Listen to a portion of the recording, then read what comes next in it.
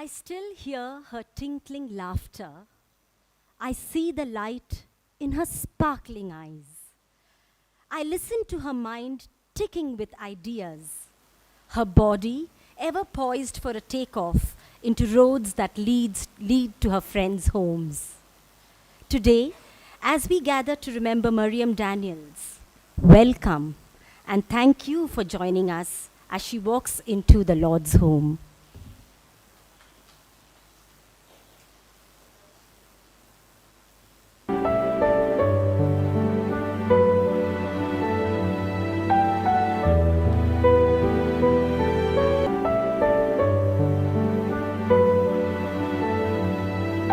Many of us won't know me. My name is Ashok, and I've come with my family, Anne, Esther, and Paul. I have known Mariam all my life. In 1965, my parents came to Bombay, and it was Mariam's parents, Uncle and Auntie Daniels, who welcomed my parents. I'm not that old. Welcomed my parents into the church, Bombay Baptist Church, and they were part of that church for a very long time.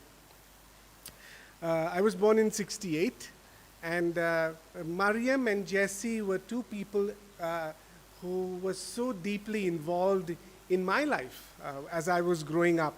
And every Sunday, as I finished Sunday school, I would look for Jesse and Mariam to see how I can be entertained by them. And they were very, very lively.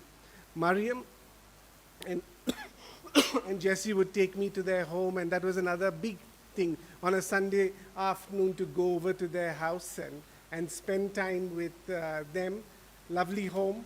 And I grew up in Bombay, got married, came back to Bombay, and then Anne was introduced to Mariam, and we really grew close again, and we were out of the country for a few years. And when Mariam heard that we were back in India, quickly to connect with us. And when she heard that we were coming back to Bangalore, even more excited. And she was there in our home. She would never forget a birthday. She would call us and come over and wish us. Mariam. That's all I can say.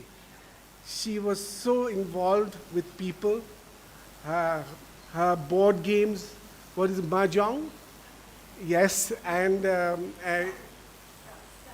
Scrabble. We would play Scrabble. We never got ahead. We bought Mahjong for Mariam to teach us, but we never got around to learning it. But Scrabble was something we did play off and on, but she would come and tell us stories, and we would sit there at the table just marveling about how many people she knew. And we would share with her, this is who we met. I know that person, she would say. And you would see that she was so well connected, and not just connected with names on a paper, but knew them well, would make every effort to go to their homes, spend time with them, and I knew it was not easy for Mariam. It was not easy. Health and other ailments would prevent most of us from stepping out or doing things, but she would push herself, and she would go. Every day, there was not a day that she was at home. She was out. And we would call her now and then, Mariam, can we drop in, or would you like to come? Oh no, I'm not free this week. And then she'd look and think and says, yeah, sometime maybe on the 23rd, or she would then say, I'm free, and then and she would be there, and she would spend time. She would spend the night with us, and we would really enjoy times with her. That was Mariam, one who lived life to the fullest in spite of her limitations. And that's something that we just sit back and say, wow, if only we could do that much of what Mariam did in terms of connecting with people, we would all be in a different place. She was aware of what was happening around her. She would be involved with what was happening around her. We were sitting around the table and talking about our children's school. Yeah, I know the Thanikals. They're related to I said, wow. And almost everyone we knew, she knew, and she knew more people. That was Mariam, and she took every effort to maintain those relationships. It was just not names in a phone book or in a notebook, but it was names that were alive and connected to her. And that was something that we constantly were in awe of. And I'm reminded of a couple of verses in the Bible that reminds me of what Mariam did. Romans 12:10 talks about devoted to one another in love. Honor one another above yourself. And that's what Mariam did. She didn't let her limitations, her health, her difficulties stop her from going and meeting people. She had challenges in life which many of us would only read about in books. But she pushed through it. And I want to thank God for letting Mariam be part of our lives. We are the richer. And we thank God for that life of Mariam. She persevered. Galatians 6:9 talks about, let us not become weary in doing good, for at the proper time we will all reap a harvest if we do not give up. And that's what she is reaping now. She had a fall, and she was bedridden, but within a couple of weeks she passed on. And that is, it is sorrowful and painful for those who are left behind, but she didn't suffer too much. She moved on. And to see the elderly move on with that. My mom's 94 and knows she can't come. She's very restricted in her movement, but her thoughts, I know, are about Mariam. And Mariam was dear to us, and I know that those who are around sitting here and those who have not been able to make it will all echo the same thing in saying that Mariam was one who lived life to the fullest, lived life connected, lived life in spite of her limitations, and enjoyed it.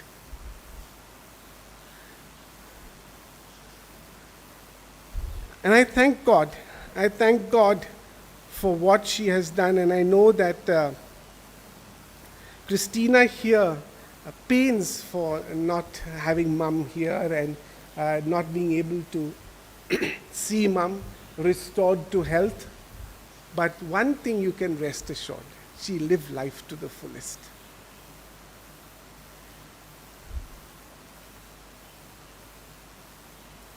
And when just closing, I'd like to say this. It is in a moment of gratitude for her life, gratitude for her example, gratitude for the way she touched each one of us, sometimes quietly, but always meaningfully. As we continue this time together, let us hold on to that. Not just what we have lost, but what we have been given through her life. Thank you so much for coming, and I invite and I throw open the floor to others to share their anecdotes and fun of what I knew Mariam loved, mushroom and broccoli soup. And it was on one birthday that she said, we asked her, Mariam, where would we like to go and celebrate? So initially she was reluctant to go anywhere, but then she said, yeah, but I only want to have mushroom and broccoli soup. Now, I haven't a clue where you get that. But we found a place which served that. And we went and had that. But it was fun. Because it was Mariam, I would go out of my way to do it, because Mariam would do that for me. Mariam would be there for us. She would constantly call us. And I'm sure that as we throw open the floor for others to remind us of Mariam's life, you will have anecdotes to say. I hand it back to you.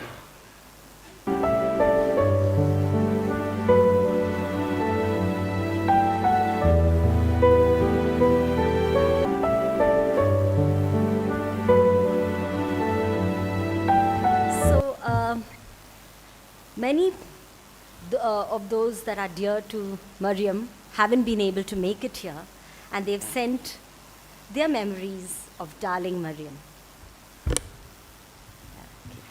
So, her niece Kritika Ramanujam sends her condolences to Christina and writes,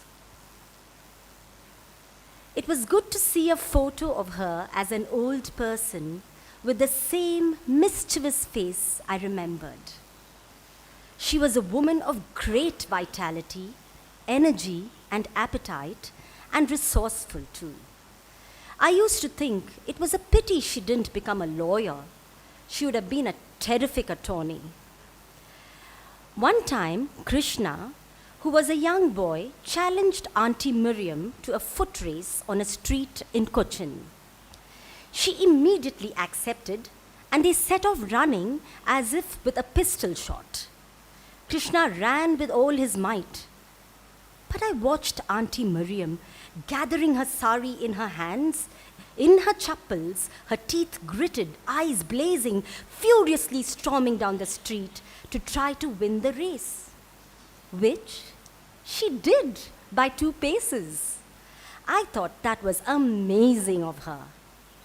That is my favorite memory of her. Michael, Mariam's brother, sends his tribute, and he shares 4 of his fondest memories of his sister. When our mother brought baby Mariam home from the hospital after giving birth to her, I stared at the beautiful baby through the wooden cradle spindles whenever I had the chance. At a little over 4 years old, I was smitten.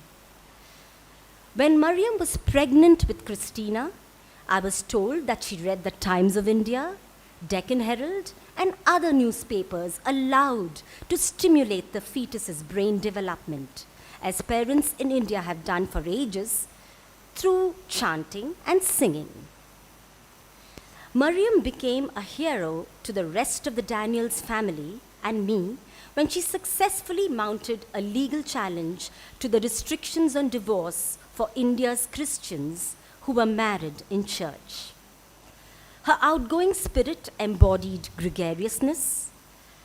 The superpower of our parents, Liamma Mikhail Daniels and Adappanangandathil Chako Daniels, I hope I'm pronouncing the name right, both from Kerala's Tiruvalla Taluk and from Bombay.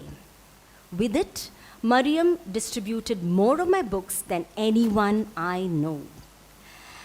And not just to anyone.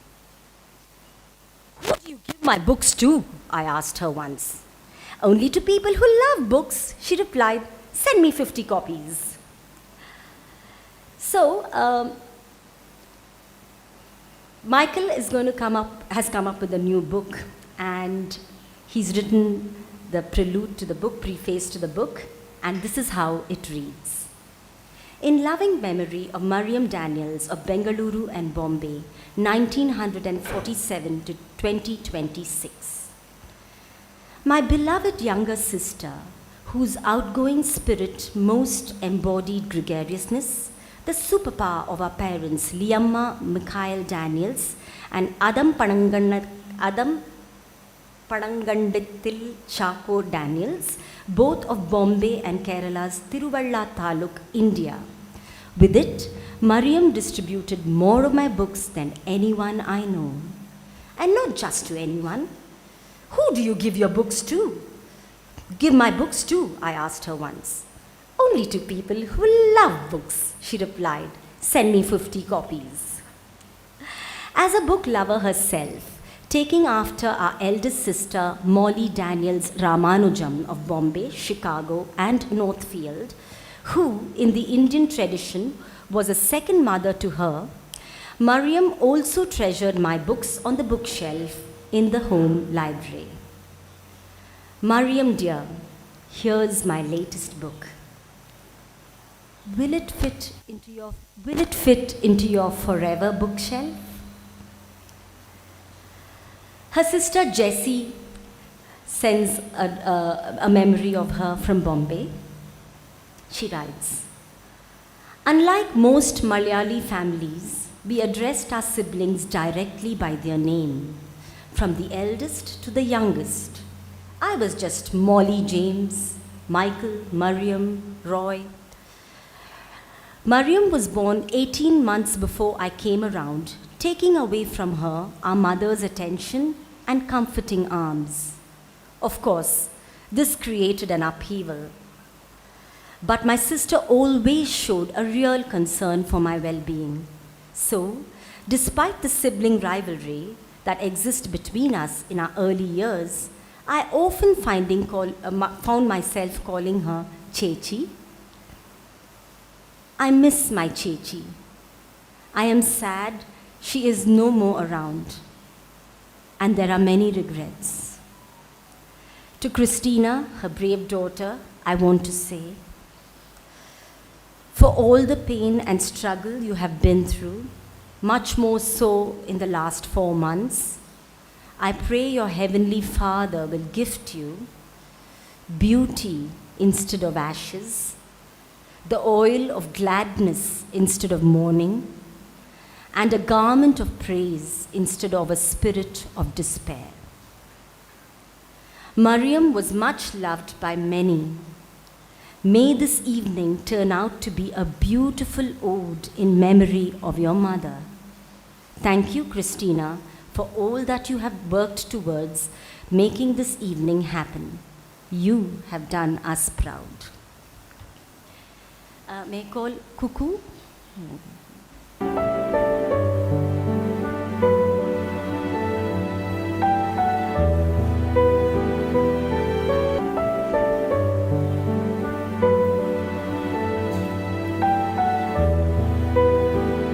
I'm sorry I'm late. But just so glad I could make it.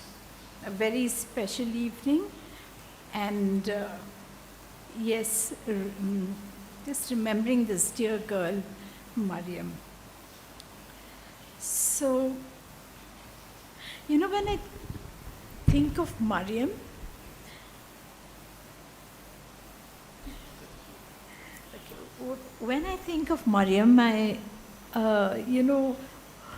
I'm reminded so much of the song Maria from The Sound of Music that says, "How do you catch a cloud and pin it down?" Well, with Mariam, it's been like that. You could never pin her down. She, thought for herself. She had a mind that governed every action of hers. And so it wasn't, she wasn't someone you could just say, "Mariam, this," and, she would say yes. But I have very fond memories of Mariam. And I'll tell you how she came into our life. Auntie Daniel came to Bangalore, and she lived in a place just opposite our house. So we got to know each other, and there was so much in common. We would help each other out, and we were always there for each other. She was very fond of, Auntie Daniel was very fond of my brother Satish and me. So Auntie Daniel used to get us to do things because she thought, we were younger and we could do the running around, and we just loved it because she was so much like the Amul grandmother we see, the Amul butter grandmother. She had a very sweet, loving face, and she was very fond of my mother too. So we were there for each other. After a while, her 2 daughters came along, that's Jessie and Mariam. And of course, Mariam's bright little daughter, Christina. So we got to know them, and very soon, it wasn't long when Christina became part of our family, and Mariam was so close to us. So whenever Mariam would just go out on her jobs, any work that she had, and she had to go to the press at times, she would leave little Christina with us. Christina, a little philosopher, she would pace up and down our little home and keep talking and, saying things. And my son, who was close to her age, would, wonder what Christina was ever saying, because he was such a mischievous little boy, but Christina couldn't be bothered about him because she would just keep talking.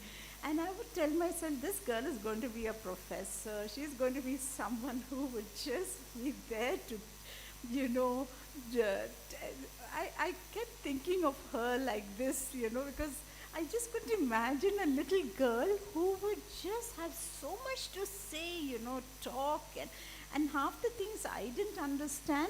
But my little boy was, he would try to get her attention, but she would just brush him past and move on. But he kept on being just naughty and, worrying her. Well, I must share something that Mariam did. She dared to do. Now, I just thought I must say, I must share this with you.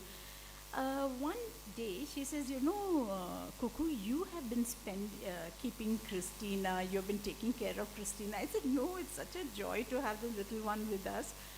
So she says, I'm going to take Sudhir and Christina out. I said, are you sure you would like to do that? Because Sudhir was quite a number, and I knew Mariam was going to find that very difficult, and with the two of them. So I kept asking her, Mariam, can you manage? And she says, yes, don't worry.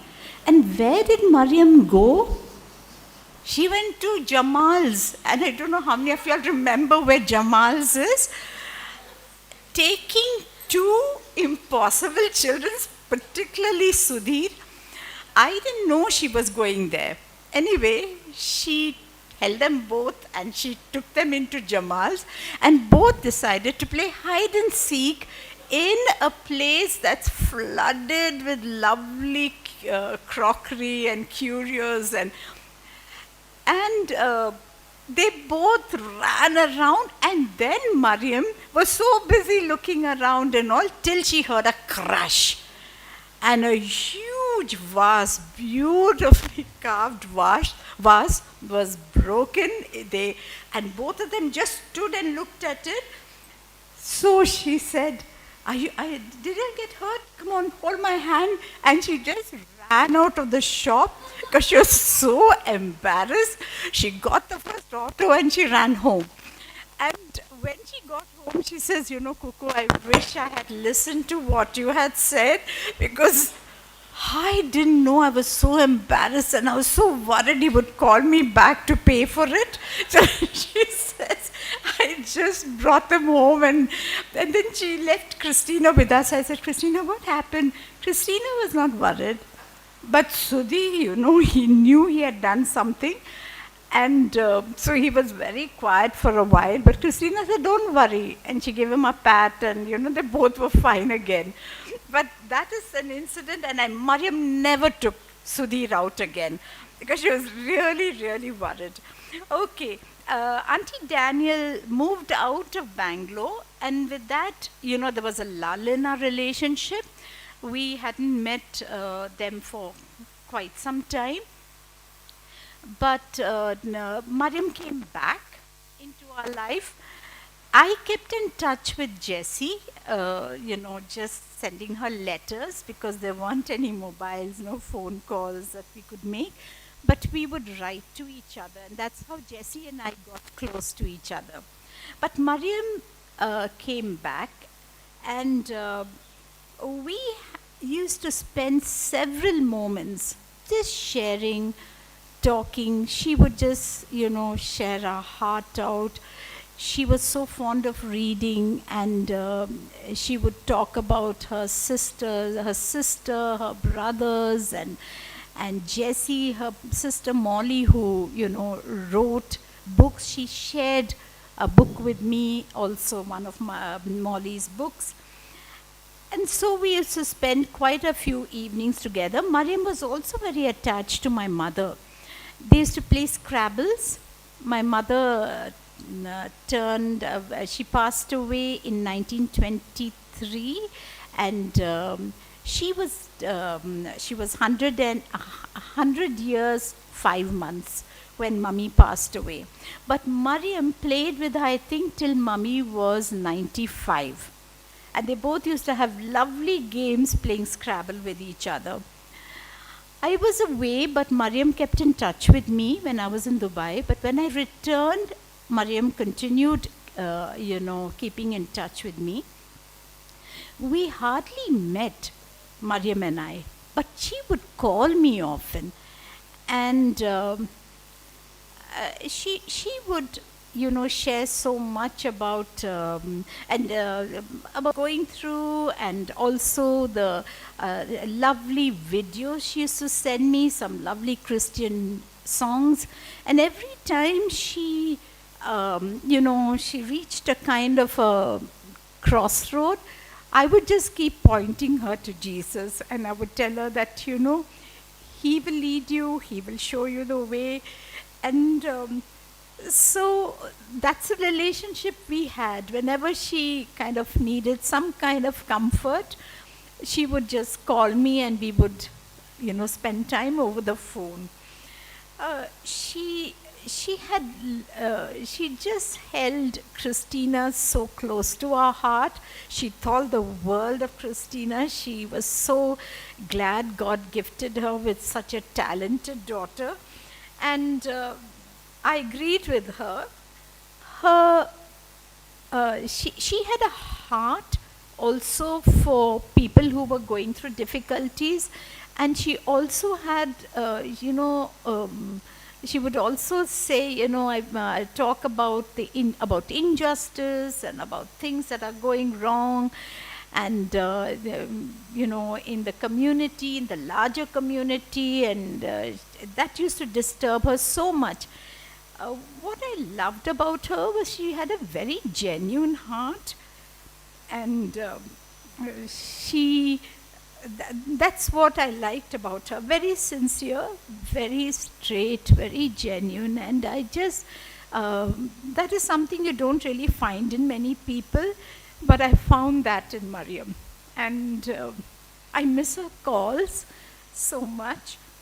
She loved eating out, and enjoyed, good food, not just any food, but good food.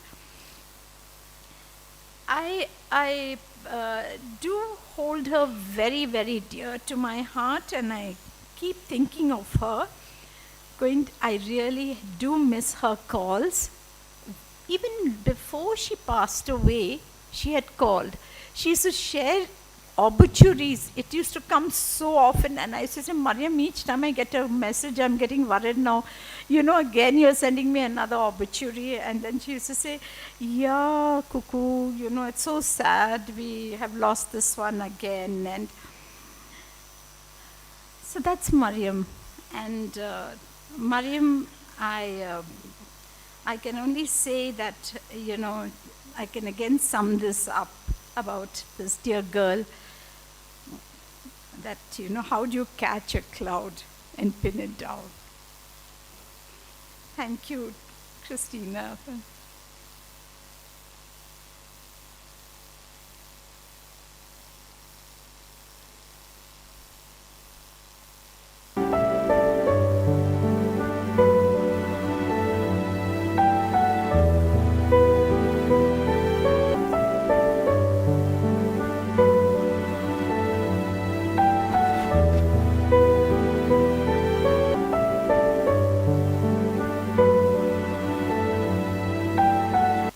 Good afternoon, everyone. I'm here to share some childhood memories. When I think of Auntie Mariam, I don't first think of loss. Like many of you already said, I think of life. Full, warm, generous life. generous she was. She was always energetic, she was friendly. She would visit often, pop in to chat with my mom, have tea, continue to chat, have tea, continue to chat.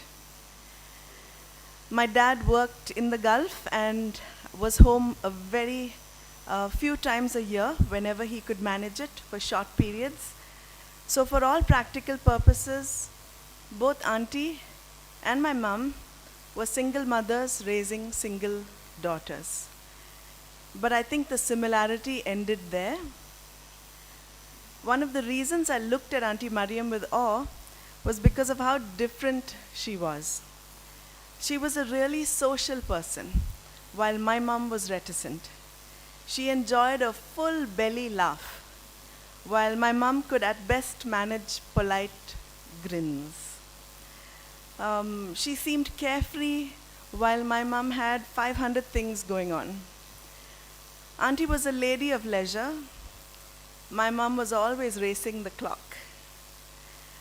I spoke to my mum last night, and she still remembers Auntie Mariam as a really pleasant friend who enjoyed a good conversation and relished life in whatever measure it was handed to her.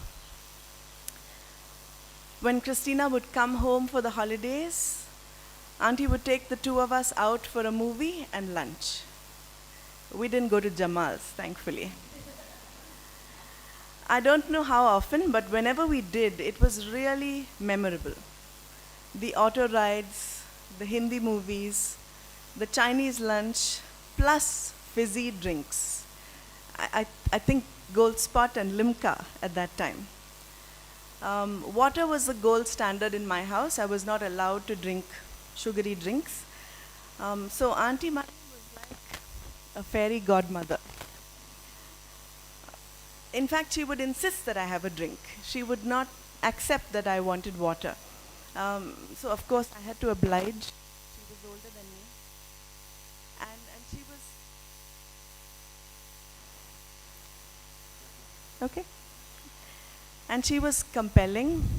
I couldn't say no. On one movie date at Naga Theatre, for some of us might remember, I remember Christina and myself laughing and enjoying the movie. Last night it came to me. I think it was Mr. India. And when I looked over, I saw Auntie Mariam, head thrown back, mouth open, having a good afternoon snooze in the theatre, in the thick of the action. And my respect for her just increased. What a generous lady. If my mum was tired, we would never have gone out. She would have napped and made me nap too. Auntie was also generous with Christina's books and would invite me over to borrow them, help me select a book that I would enjoy, and talk about when Christina would get to come home next. I was always delighted to hear that Christina would be in town soon, because it meant that we would hang out and play with our Barbie dolls. We were not primary school then, we were much older, but we loved our Barbie dolls. On one of those holidays home, I remember Christina and her mum had a disagreement, and the Barbie doll bore the brunt. For days, Auntie could not shake that guilt. She told my mum, then she told me, and I'm sure she confessed to her other friends here too. She really felt awful about it. I know Auntie didn't have it easy. There were pressures. I had seen her deal with those too. But that day, something about an adult having the guts to say that they made a mistake was very impressive for me. Another thing that impressed me was the fact that Auntie Mariam was committed to Amita's mum's beauty parlor. We didn't think mums had names, they were just somebody's mum. The only time she was ever in a hurry to not have another cup of tea and end her chat was when she was planning to go over to the beauty parlor. It was a short walk down the road from where we lived. She would savor the thoughts of her haircuts, the facial, and always, always full leg waxing. My aunt owned a salon, and we didn't pay much attention to full leg waxing. No one did it as a practice. And no one I know, not in our family. My mom comes from a family of 7 women. No one was as steadfast as auntie for those parlor visits. I would always wonder as a child why it had to be full leg. So she never showed her legs. They were always within a sari or a salwar. But I have since followed the same level of dedication to quiet, faithful self-care. She was one of the first people I can think of now who practiced self-care. Through the years, every time I met her, she was always warm, welcoming, and kind, always surrounded by generous friends, and always ready with a big smile, curious eyes, and up-to-date haircuts. Christina, my dear friend, you have the smile, you have the curious bright eyes, not sure about your waxed legs, but you carry so much of your mom's grit, her courage, her strength. And it's been a gift for me to grow up alongside you. Today, I don't just remember Auntie Mariam alone. We celebrate her together, a life that was shared generously and lived so joyfully. Thank you.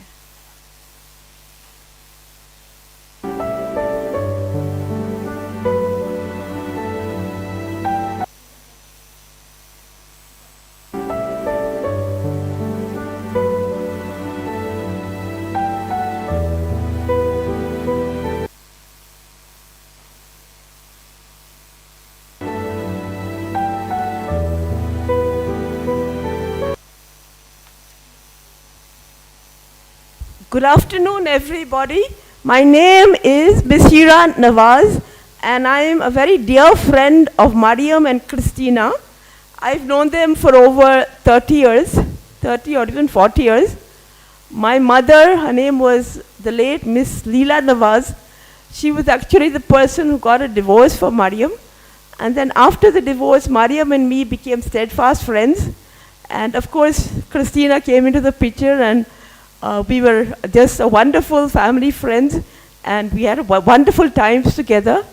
What I really admire about Mariam was that she was a very frank and forthright person, very, very friendly, and she always told the truth, even if it cost her.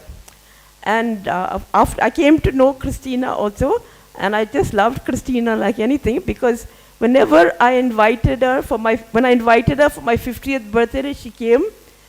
When I invited her, when she wrote her first book about Amir Khan, I invited her to the school where I was working, Cambridge School, and she came and she gave a talk on her book. So I really appreciated the family, and that's why I decided to come, even though I was a bit tied up with work. And I've written this poem, and I hope you enjoy listening to it. Mariam Daniels, mother of Christina, was an awesome friend. That is why, through this poem, good vibes I send.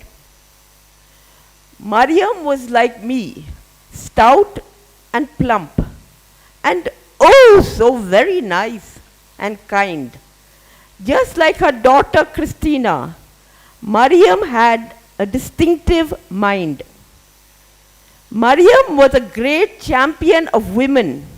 I mean, some of you will recall she worked in JWP, and she did a lot of good work for them and fought for women's rights. Mariam and Christina got on so well, barring their minor fights. Mariam and Christina were like 2 peas in a pod, and so nice. They inspired me a lot. They were free from vice. Mariam would protect Christina from any visible harm, because Mariam, being a single mother, was very protective over Christina, and she used to take good care of her. While Christina was a brilliant writer, so full of charm. Mariam told her daughter Christina, we should work as a team. But Christina was more independent and wanted to realize her dream. Mariam, being a widow, ruled the household supreme, while Christina's research projects at Wipro were the cream of the cream. In later years, when COVID struck, Mariam was rightly obsessed with her health. And I remember at this point in time, Christina took really good care of her. She took her to Panchgani and really took good care of her. And I was really touched by Christina's kindness. While Christina, being the independent workaholic that she was focusing on amassing wealth. I have known these two lovely women over the tumultuous years. And now, knowing that Mariam is no more, my eyes fill with authentic tears. Mariam's golden heart stopped beating. Hard-working hands were forever put to rest. God broke our hearts to prove to us He only takes the best. My dearest friend Mariam, rest in peace. I will never forget you.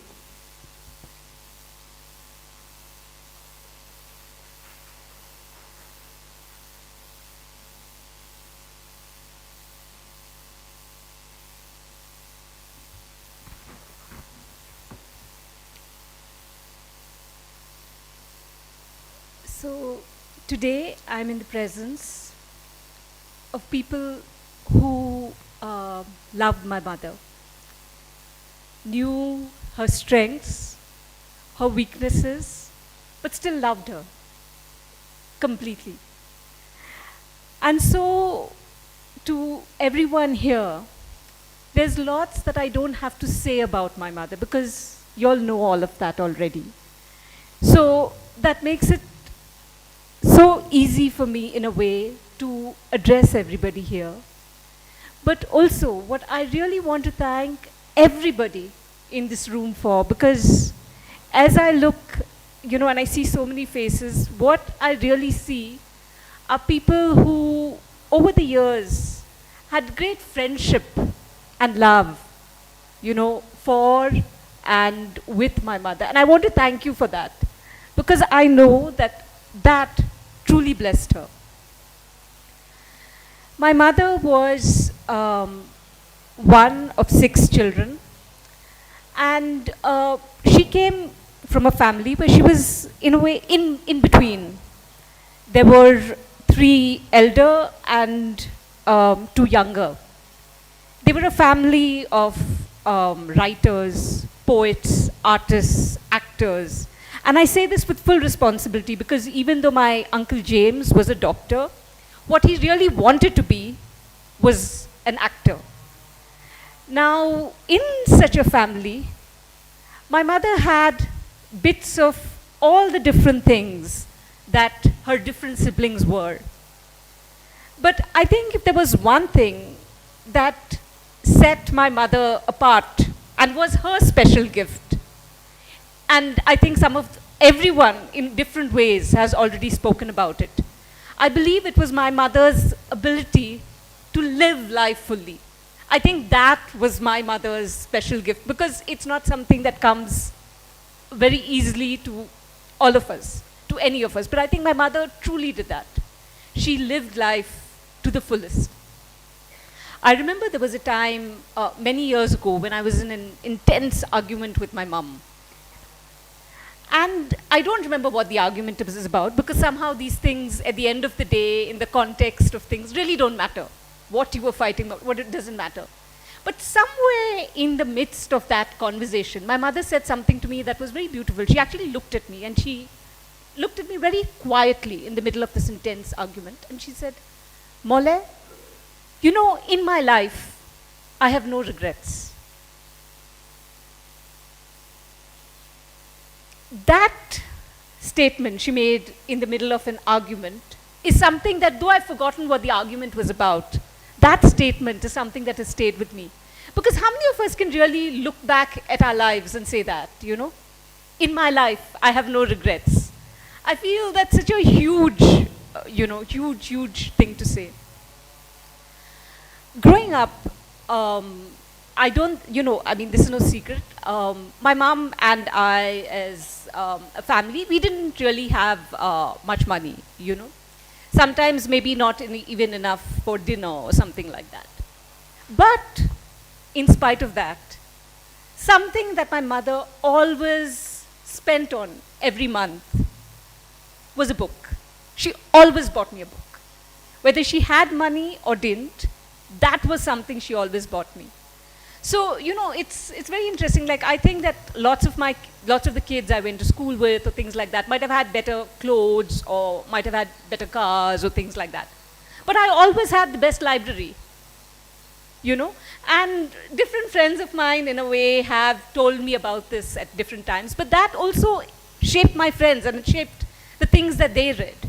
You know, so if there's one thing that I've really take from my mom, it is also this, that you should always give your children the love of books. It's probably one of the best things that a parent can really give their children. And for all that my mother could or couldn't do for me, that was something with the little means that she had, that she always ensured that she did, you know. And there was a very, you know, Christabel earlier spoke about my mom as well. And I'm just going to connect it to what she said, because many years ago, Christabel and I were, not many, actually just a few years ago, we were having a conversation. Now, Christabel spoke about how, you know, my mom was somebody she looked up to and things like that. Her mom was somebody that I looked up to tremendously. And I would always look across the road and look at her and say that, you know, I wish I had a mom like her. And Christabel, on the other hand, would look at my mom and think the same thing, you know.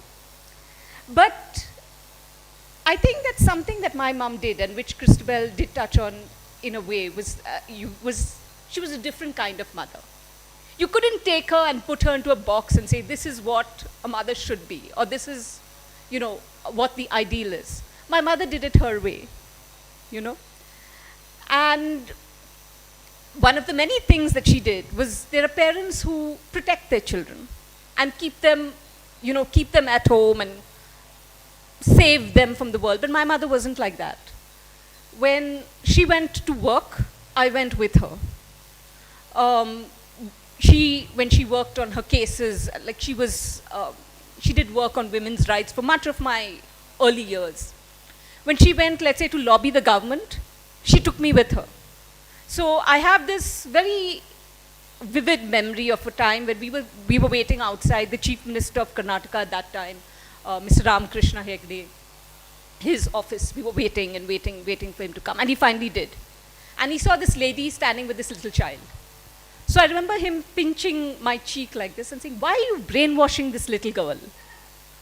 But if there's one thing that I do feel, you know, I wish more parents, in a sense, would brainwash their children and make them think about the things in life that matter. You know, like whether it's society, whether it's injustice, whether it's all these things. Because I think that was something that my mother definitely gave me, you know, a concern for what's happening in the world around you.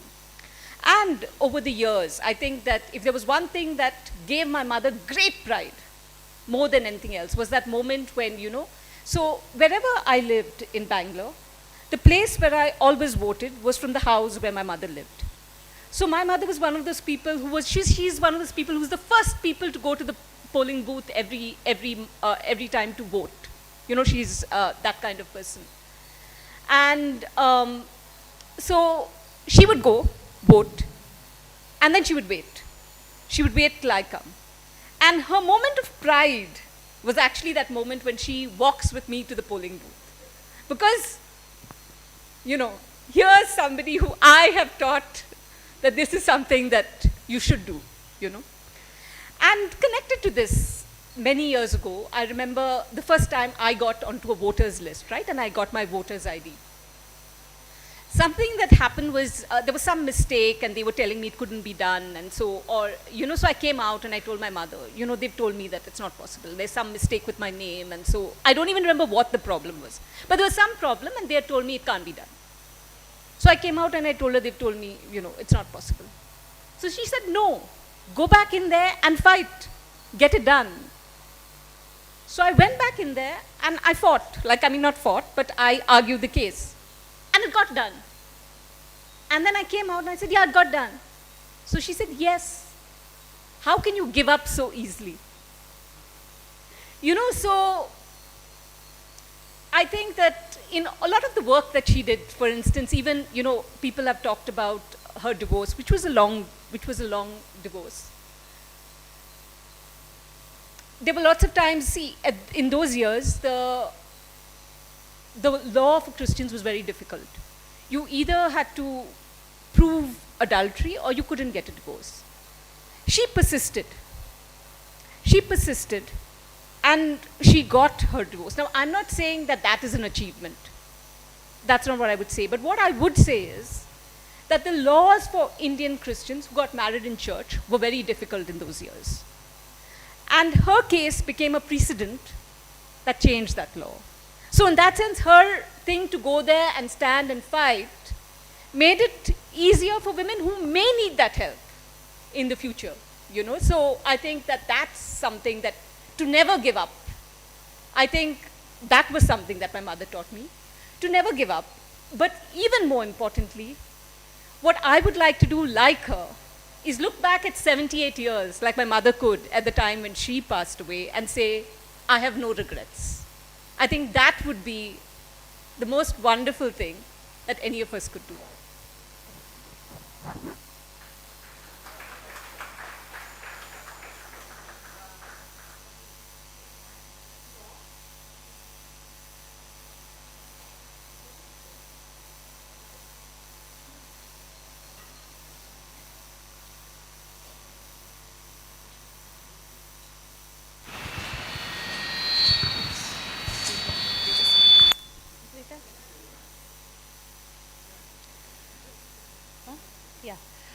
We'll be singing The Lord's My Shepherd.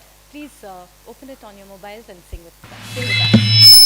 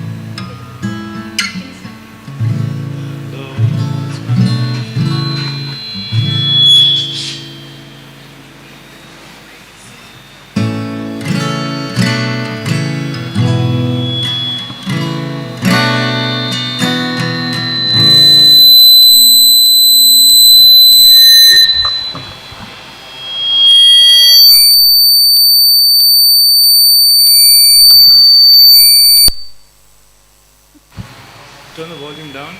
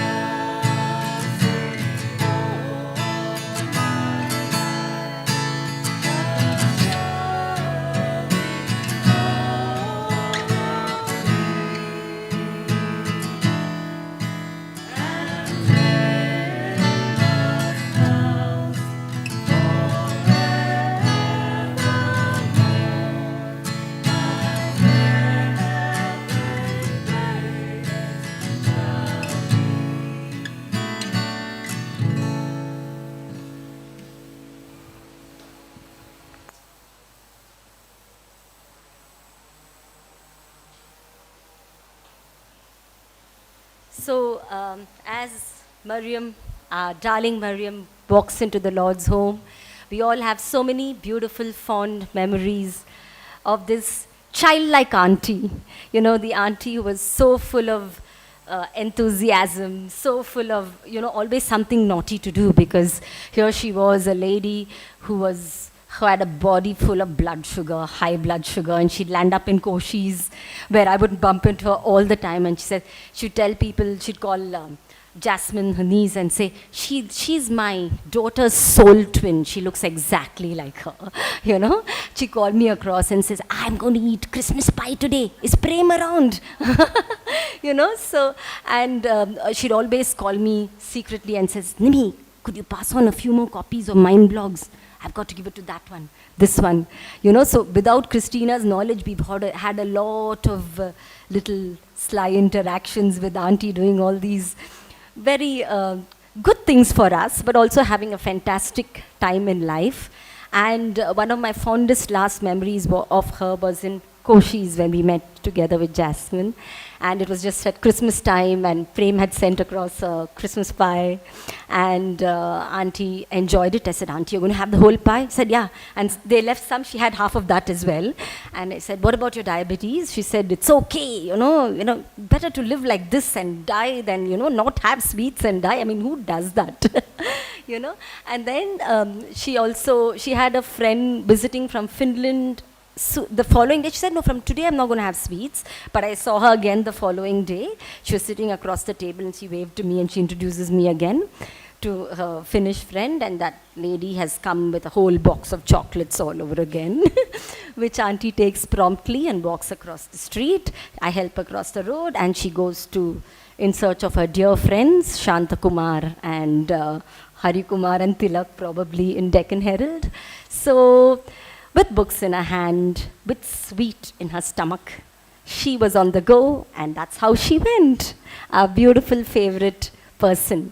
And on that note, I'm sure we all have some beautiful memories of Auntie. Is there anyone here who'd like to share something with us to take home about Mariam? Prem? Put aside? You come. Yeah, after her. After her.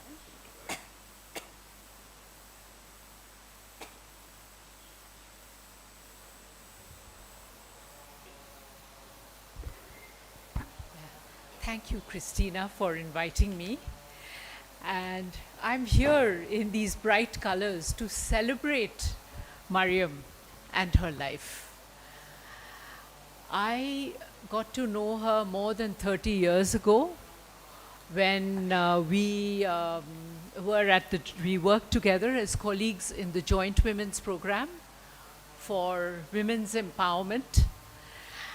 And she really, she had challenges in life. She was a single mother. I mean, we talked about it, with a small child, going through some financial issues from time to time. But she gave her 100% to the work she did. She just gave her best to make a difference to the women that we worked with. And she went out of her way. And she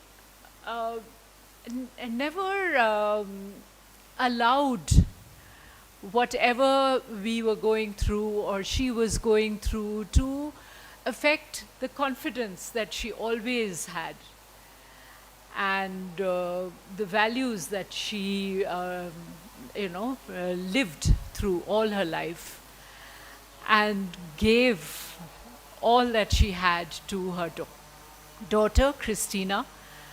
And, well, we know how accomplished she is today. And really, I lost touch with her in between, but she always kept in touch in some way or the other. And a couple of years ago, she got in touch with me to ask me about how to go about doing something. So it was a way of connecting. And that is what I will always remember about Mariam. A wonderful, strong, invincible woman who never gave up. And thank you, Christina, and thank you, all of you who are here to celebrate her life today. Happy to be here.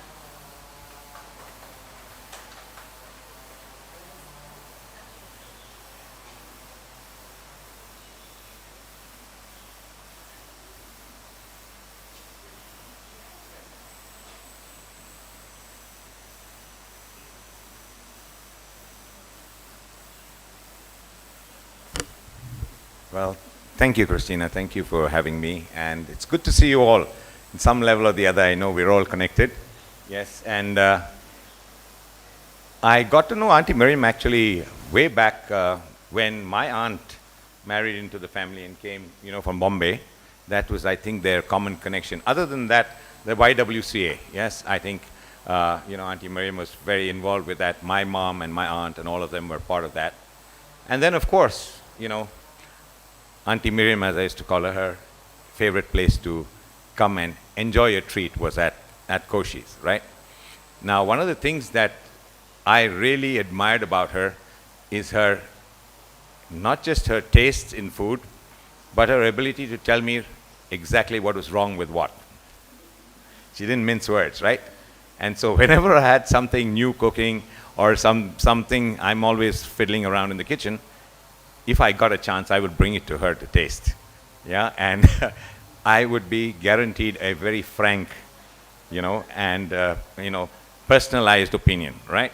And her favorite, the roast mutton, was, I think, every single time.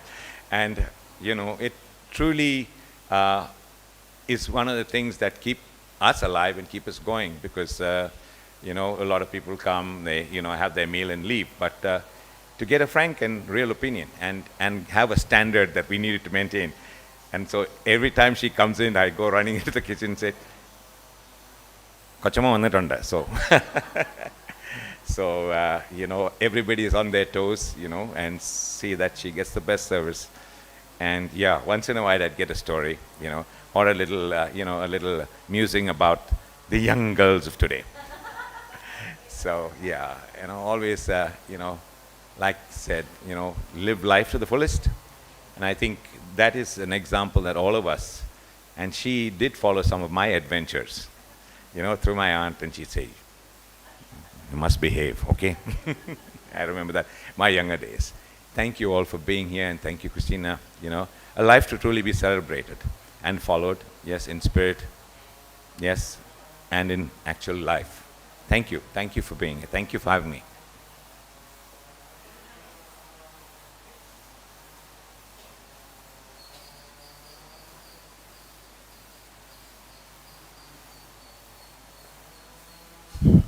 Yeah, my name's Sam, and I got to know Mariam and Christina through a family here, Anita and Arun, Prema and her mom, Mrs. Herman. This was way back, I think, in the late 80s, and thereafter got to know them pretty well. Everything has been said about her except one thing, and that's something and so I'm very happy that while she lived her life to the fullest, but I think she was really grounded, and she really knew what and where she was fighting from and where she was heading. So thank the Lord for her life.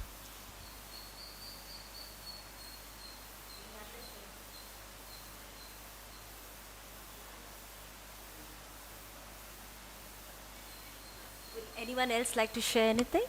Okay. Thank you so much for those beautiful memories. And on that note, let's all head to do one thing that Mariam loved. Go have a nice snack together. Please join us in the dining room. Thanks. Yeah.